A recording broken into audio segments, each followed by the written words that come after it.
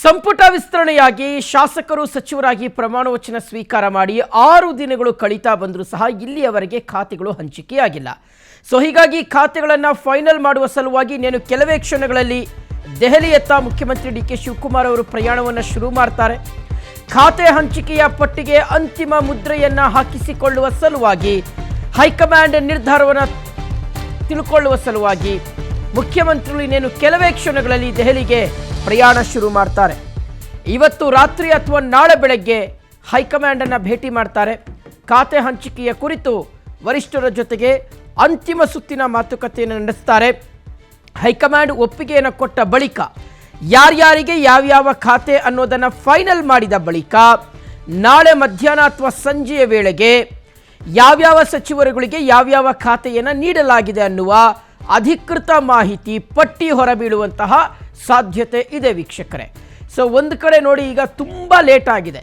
ಯಾಕೆಂದರೆ ಇಷ್ಟೊತ್ತಿಗಾಗಲೇ ಖಾತೆಗಳನ್ನು ಹಂಚಿಕೆ ಮಾಡಿ ಆಯಾ ಖಾತೆಗಳ ಸಚಿವರುಗಳು ಆಯಾ ಖಾತೆಯನ್ನು ಆಯಾ ಇಲಾಖೆಗಳನ್ನು ನಿಭಾಯಿಸುವ ನಿಟ್ಟಿನಲ್ಲಿ ಆಲ್ರೆಡಿ ಆಯಾ ಇಲಾಖೆಗಳ ಕಚೇರಿಗಳಿಗೆ ಹೋಗಿ ಆಯಾ ಇಲಾಖೆ ಅಧಿಕಾರಿಗಳ ಸಭೆಗಳನ್ನು ಮಾಡಿ ಆಯಾ ಇಲಾಖೆಗಳ ಜೊತೆಗೆ ಬಹಳ ಸ್ಟ್ರಾಂಗ್ ಆಗಿ ಅವರೊಂದು ರ್ಯಾಪೋನ ಬಿಲ್ಡ್ ಮಾಡ್ಕೊಳ್ಬೇಕಾಗಿತ್ತು.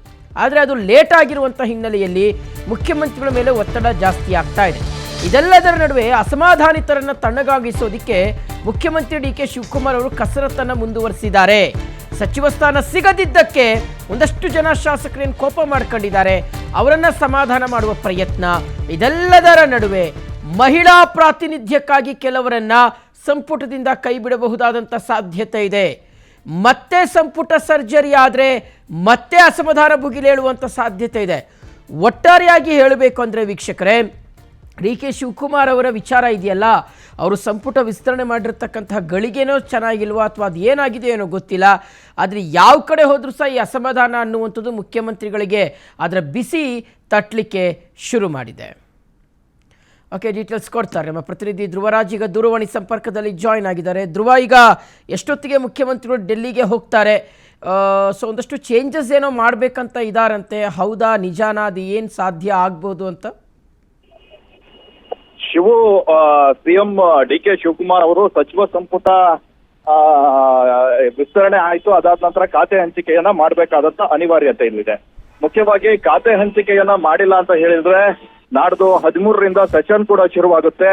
ಆ ಸೆಷನ್ ಶುರುವಾದಾಗ ಸಂದರ್ಭದಲ್ಲಿ ಸಾಕಷ್ಟು ಮುಜುಗರಕ್ಕೆ ಒಳಗಾಗಬೇಕಾಗುತ್ತೆ. ಸಚಿವರಿಗೆ ತಯಾರಿ ಆಗ್ಲಿಕ್ಕೂ ಕೂಡ ಇದು ಬೇಕು. ಇನ್ನೊಂದ್ ಕಡೆ ಹಲವು ಹಿರಿಯ ನಾಯಕರು ಅಸಮಾಧಾನಗೊಂಡಿದ್ದಾರೆ.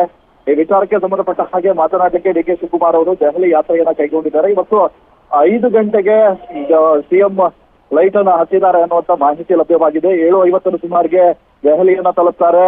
ಆನಂತರ ಅಲ್ಲಿ ಹೈಕಮಾಂಡ್ ನಾಯಕರನ್ನ ಇವತ್ತು ರಾತ್ರಿ ಅಥವಾ ನಾಳೆ ಬೆಳಗ್ಗೆ ಮೀಟ್ ಆಗಿ ನಾಳೆ ವಾಪಸ್ ಬರ್ತಾರೆ ಎನ್ನುವಂತ ಮಾಹಿತಿ ಇದೆ. ಸೆಷನ್ ಶುರುವಾಗಿರುವಂತಹ ಕಾರಣಕ್ಕಾಗಿ ಯಾರ್ಯಾರಿಗೆ ಯಾವ್ಯಾವ ಖಾತೆ ನೀಡಬೇಕು ಅನ್ನುವಂತಹ ಚರ್ಚೆ ಇವತ್ತೇ ಫೈನಲ್ ಆಗುತ್ತೆ. ಇನ್ನೊಂದ್ ಕಡೆ ಅಸಮಾಧಾನಗೊಂಡಿರುವ ಶಾಸಕರ ವಿಚಾರಕ್ಕೆ ಸಂಬಂಧಪಟ್ಟ ಹಾಗೆ ಹೈಕಮಾಂಡ್ ಯಾವ ನಿರ್ಧಾರವನ್ನ ಕೈಗೊಳ್ತಾರೆ ಅನ್ನುವಂಥದ್ದು ಕೂಡ ಈಗ ಕುತೂಹಲವನ್ನ ಮೂಡ್ತಿರುವಂತದ್ದು. ಶಿವು, ಓಕೆ, ಥ್ಯಾಂಕ್ ಯು ಧ್ರುವ ತಮ್ಮೆಲ್ಲ ಡೀಟೇಲ್ಸ್ಗಾಗಿ.